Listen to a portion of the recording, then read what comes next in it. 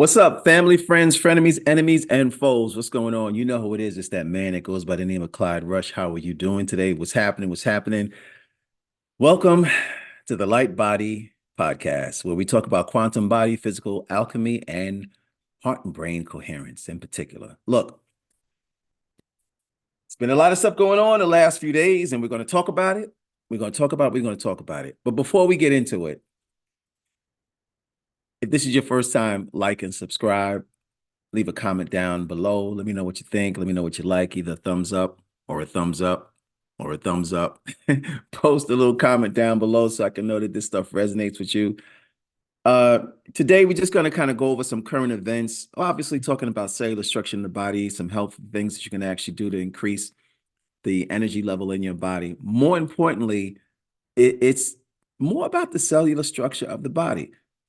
But without further ado, I want to jump into that. But prior to me talking about that, in today's video, we are going to talk about the energy of the cell and what these cells can actually do in the body and inhibitors that prevent them from doing the thing. And let's just jump right into it. All right. So we're definitely going to talk about the powerhouse of the cell, right? And what it actually is. So real quick, in case you didn't know, each cell that we actually have, and if you're part of this human race, you have somewhere between 37 trillion cells. They say on a high note to like 50 trillion cells in the body. Now, check this out. Each one of those cells have approximately 1.4 volts in it. That's right. You are an electrical being.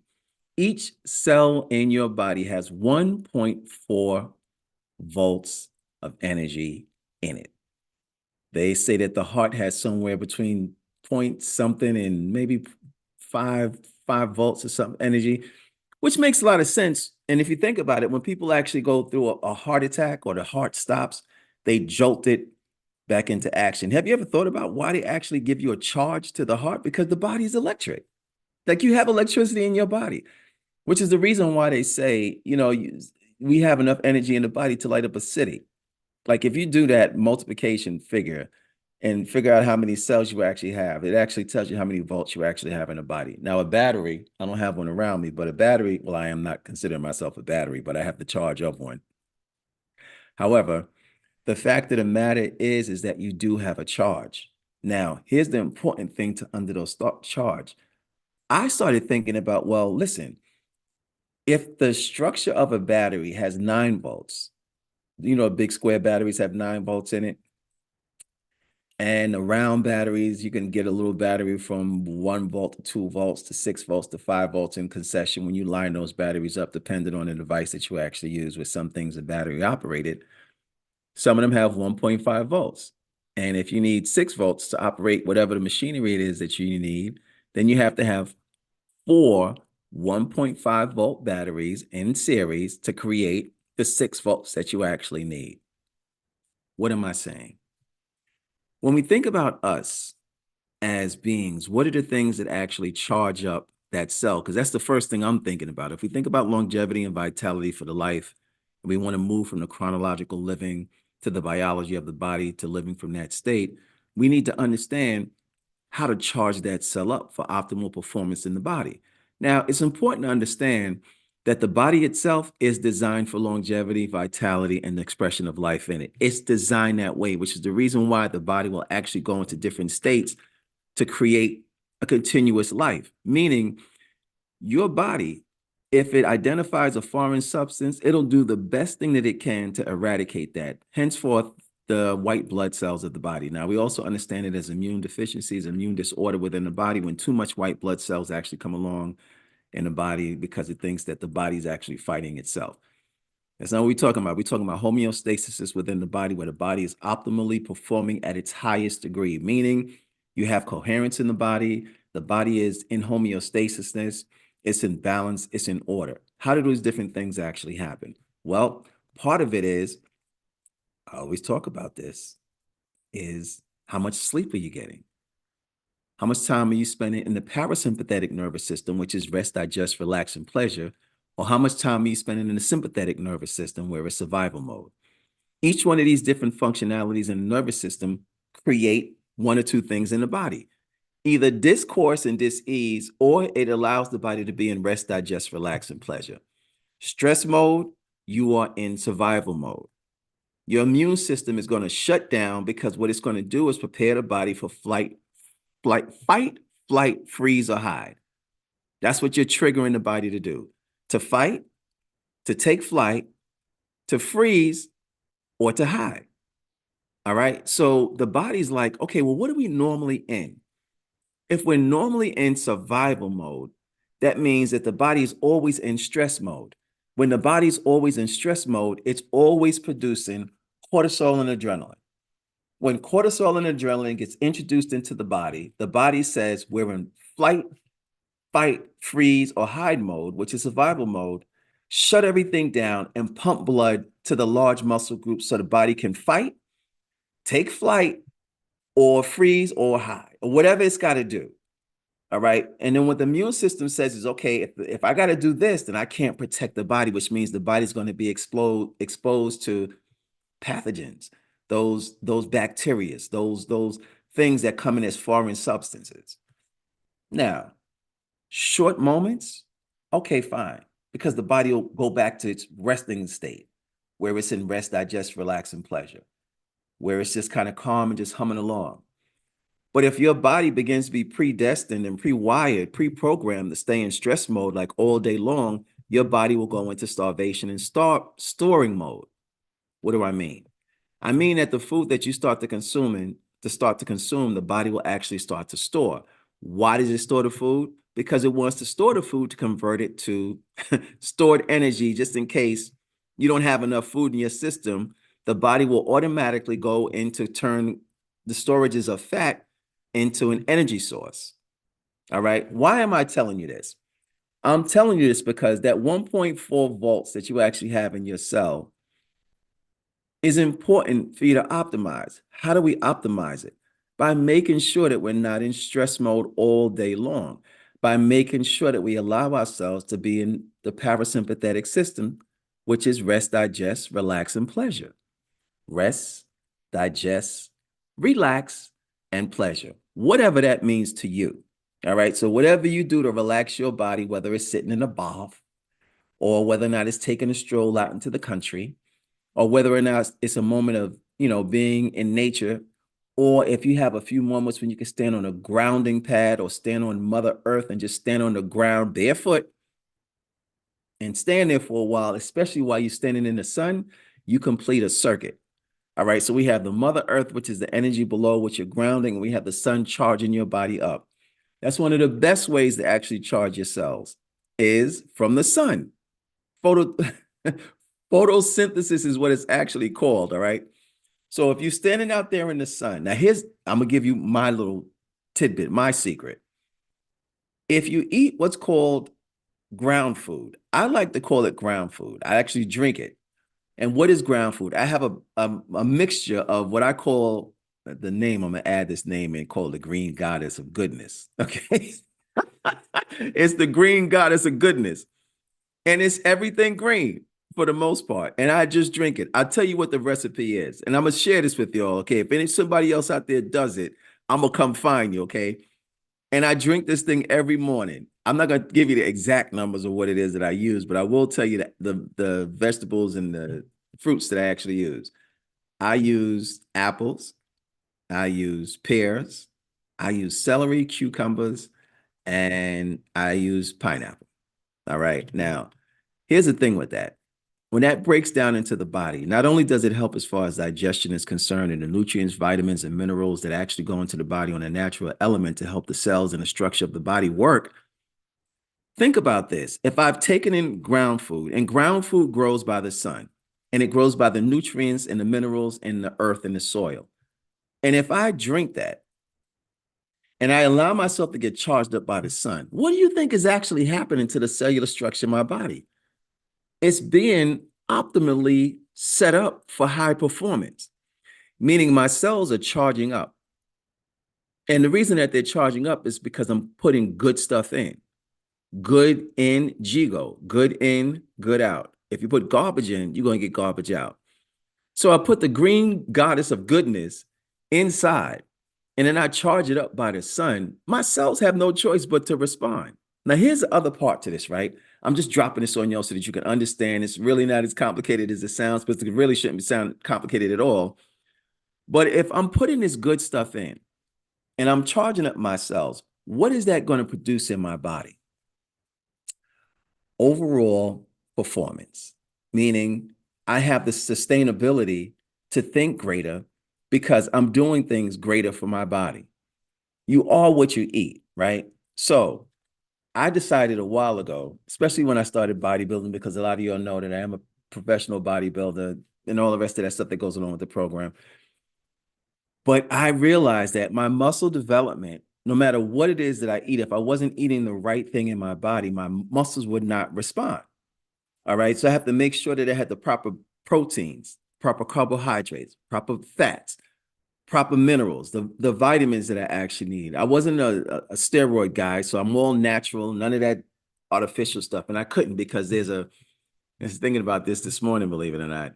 There's actually a lie detector test that you have to take, and then there's a urinalysis that you have to take to prove that you are not on any substances as far as steroids are concerned to enhance overall performance in the body. And if you are, you're disqualified. So I didn't have to worry about that because I never took any of that crazy stuff because I just didn't like the way that it actually breaks the body down and it puts the body in this state of disharmony, believe it or not. That's my opinion about it. You have other people who live by this stuff.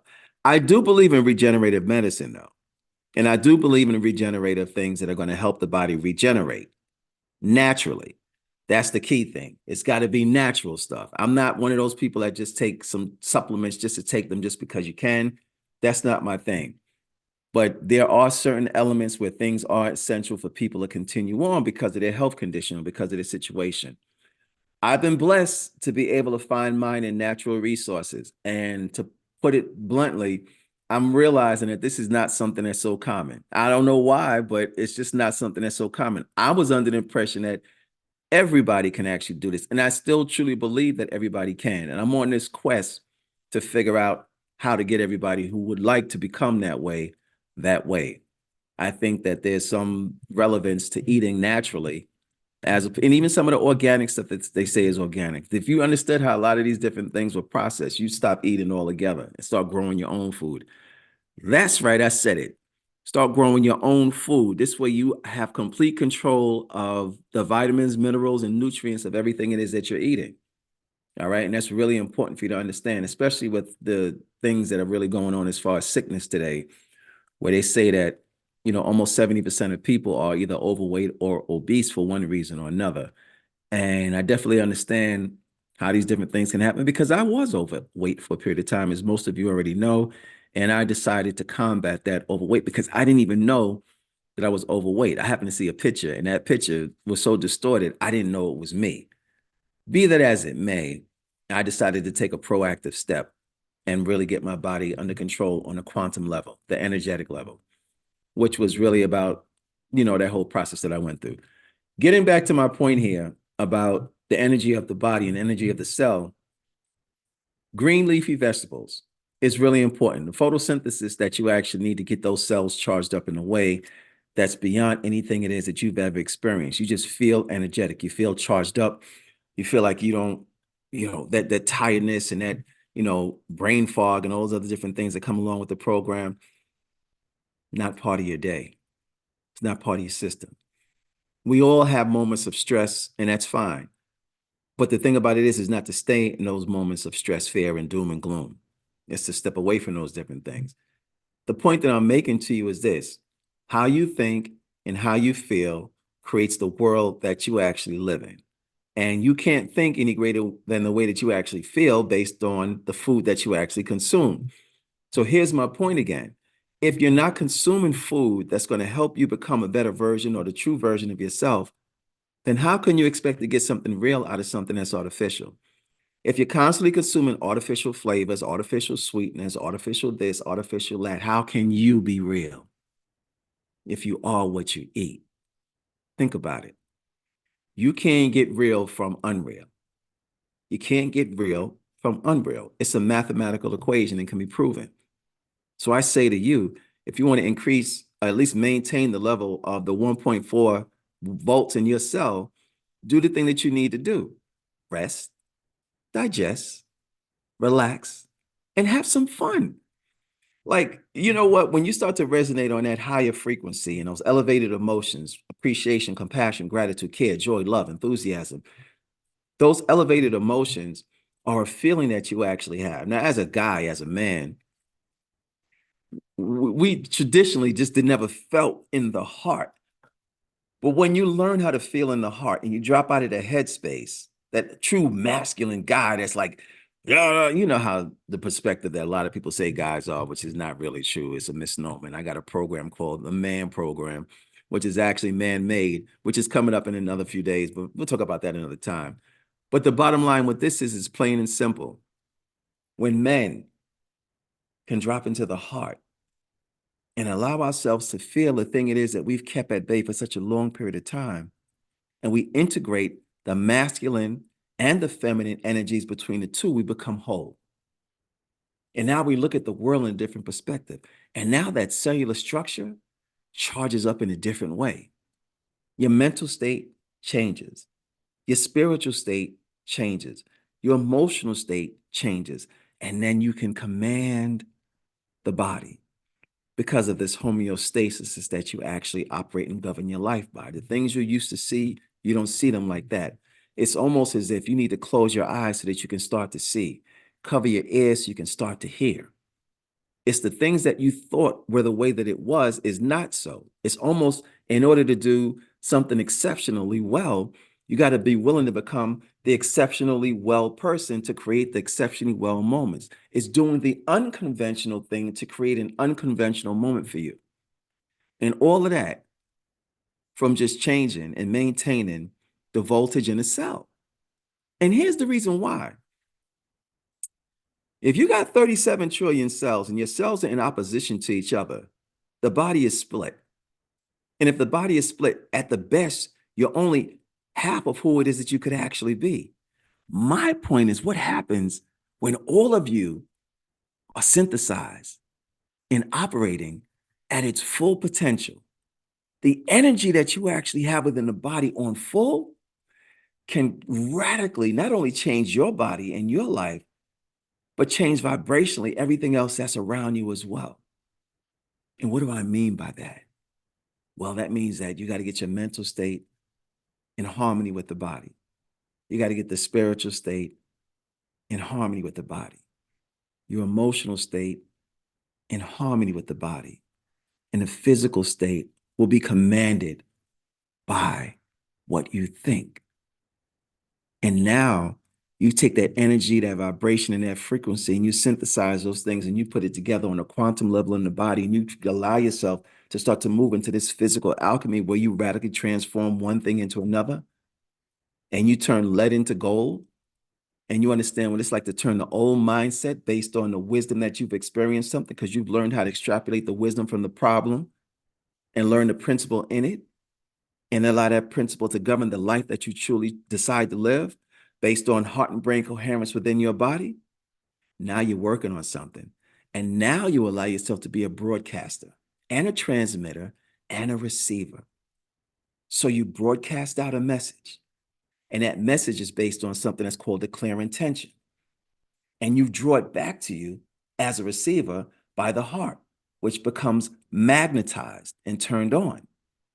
When the heart is turned on and magnetized, you become an attractor for the things it is that you truly desire because you send it out in such a vibrational force into this quantum field of infinity that everything it is that you think, because now you've allowed your body to become in balance and in harmony and at peace and operate and govern with a clear intention, meaning you thought about it, you feel it. You understand that, you know what, this thing that I'm thinking about, it's like I can feel it and it's here. And you feel so good just thinking about it that the thought alone brings peace and harmony within the body, puts a smile on your face. And when you start to operate and govern your life from that space and place, what's possible for you? Everything is possible for you. All things are possible to him or her that truly believe that it is. You've heard me say this before. What you think about, you bring about. What you think about, you bring about. As it is within, so it is without. The thing that you impress on something called formless substance is the thing that must manifest in this realm. It's a universal law. Not that I say it, it's the law that governs this universe. If you impress upon formless substance with a clear intention and an elevated emotion, it's going to come back to you. Now, I know that I just said a couple of things here, and some of those things may resonate with you, and some of them don't resonate with you. That's all good and well. But to validate the point that I've been speaking about today, I'm going to give you the syllabus that I actually have here. Now, normally I don't run with one of these, but because of what we're talking about and because of where we're going as far as the quantum body, physical alchemy, and coherence, and because of what's been happening within this universe that we live in, last week alone, it was snow one day, rain just about every day. The sun was up another day. It was hot outside. And then there were 2 or 3 earthquakes that happened all within the same week. What's going on? Like, what's really going on? And that's the thing. So with that being said, for me, I know we've been playing around for the last couple of weeks and keeping things kind of light and sweet and easy and going, but now we're about to go in deep. We're going to go into this quantum body. We're going to go into physical alchemy, and we are going to go into coherence. As a matter of fact, just to give you an idea of what we're talking about, some of the things that we're going to speaking in reference to is metaphysical interpretations of quantum concepts, where we talk about particle or wave duality in human consciousness. We're talking about understanding quantum mechanics implications on reality, mentally, emotionally, spiritually, and physical applications. We're talking about quantum mechanics in everyday life, the technology, chemistry, and broader universal implications of that. What does that look like? Also, metaphysical explorations and transcending classic mechanics, exploring consciousness and reality. 2, application to human experience as far as the mental aspect, decision-making, creativity, and cognitive flexibility. That's what's coming up for you guys. All right. And I'm excited. You'll have no idea how excited I am to be sitting here talking on a metaphysical level about interpretations of quantum concepts and particle or wave duality and human consciousness and relativity and associations to that, even how it integrates between cellular structure in the body and how we can resonate our frequency and how we take that frequency and broadcast an electromagnetic field and get our ideas actually out there and then draw it back with the magnetism of the heart, all operating on that 1.4 watts volts that we actually have in the body. And we got 37 trillion cells that are operating on a minimal, unless you really got 37 point more. And then we got stem cells sitting there waiting to replicate the tissues that have been damaged by the autophagy of the cell getting rid of stuff. That's fun stuff. That's fun conversation. Listen, it's not enough to sit there and whittle and wander in the pain, suffering, doom, dismay, and aggravation and turmoil and all that other kind of stuff for this extended period of time. Those days are done. We got a total eclipse coming up. I didn't even mention that. Eclipse is coming up. The end of one cycle and the new cycle passing each other. The end of one cycle, the death of one cycle, and the birth of another. And this is what we have. This is what we're experiencing. And we want to sit here and hold on to a thing of the past that didn't serve us well. We want to hold on to those emotions that kept us in turmoil, doom and gloom, and frustration, doubt, and fear. We want to allow that spirit that we actually have ourselves to be bottled up and contained without really truly expressing ourselves. And we want to sit here and try to figure out, how come I can't seem to gain weight or lose weight or maintain the management of my weight? What type of food are you eating? And I'm not talking about the food that consumes in your mouth. I'm talking about the food that you hear in your ear, the food that you see in your eye, the food that you feel in the vibration and the energy and environment that you're in, the relationships that you actually have, good, bad, or indifferent. What type of food are you eating from those? Is it nourishing your body, or is it draining your 1.4 volts in your cell? Is it enhancing it, or is it restricting it? See, when we talk about inflammation in the body, inflammation shows up in the body because there's some dis-ease or discourse that the body is trying to eradicate or fix. That's what that whole inflammation thing is all about. There are neural inhibitors and things that prevent the receptors of the cell from receiving information. We talk about the myelin and the cellular structure of the body. We always talk about exactly, what this cellular structure is really all about, and understand how glial cells actually work together, and, you know, just the breakdown of the cellular structure in the body altogether. And it's really important for us to do a deep dive on the inside and see whatever's going on the inside so we can create the life it is that we truly desire to live on the outside. You can't think any greater than how it is that you feel. And if you can't feel great, you can't think great. In order to think great, you got to feel great. Now, that being said, this was a quick one. I think it was quick. I couldn't have been on here no more than 5 or 10 minutes. I don't think it was anything longer than that. And if it was, please excuse my relativity to time, because I don't sit in this time construct at all. It's not about the time construct here. It's about another type of dimensional thing that actually goes on where time is irrelevant. All right. However, with that being said, look, get yourselves together and get ready for this new cycle, this new birth, this new you that's emerging. I got the documentation here to help you make that radical transformation and do that quantum body leap, to allow yourself to become the alchemist of your life and to create the life it is that you truly desire to live, and to put that heart and brain in coherence so you can not only think it, but you can feel your way in the darkness to your greatest success. And the question is, are you ready to go on a quest and discover who you really are? Not what they say you are, but who you really are. Are you really ready to remember what you actually come from and who you're actually associated to and what great things are in store for you just as you are? Are you really truly ready to be committed to becoming the new you that expresses itself without limitation, without further ado, without thinking about what they, them, those, and others say about you? Forget about the names that they've actually called you. Who do you say you are? I am that I am. I know who I was. And I know that who I am today is greater than I've ever been, but not as great as I will be tomorrow. See, I can go from the now into the vision of the future and understand why. Because the future is already there. We've just stepped into the future from the moment of now. We're already in it. Just as you think about it, you become it.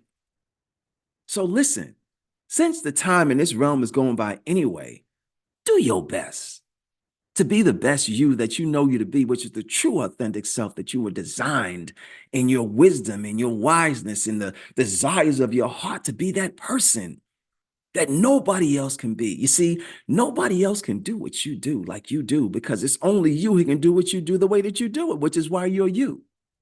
You understand? I can't be the you and you can't be the me, but I can be the me that I am and you can be the you that you are, and we can be who we gonna be together.